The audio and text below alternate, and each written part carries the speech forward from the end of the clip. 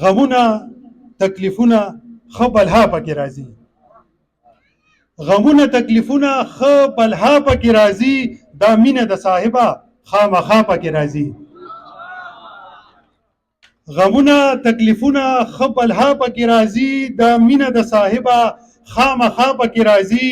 په دې باندې عاشق سړی خبر وي لکه زه، په دې باندې عاشق سړی خبر وي لکه زه، چې بانګ کړي د سحر ټکي سیوا پکې راځي. ډېره مننه. او دوه شعره نور ویمه چې خوښ مې شوي جانان مې کړي منې که نه، خوښ مې شوي جانان مې کړي منې که نه، زړه مې کې درمان مې کړي منې که نه.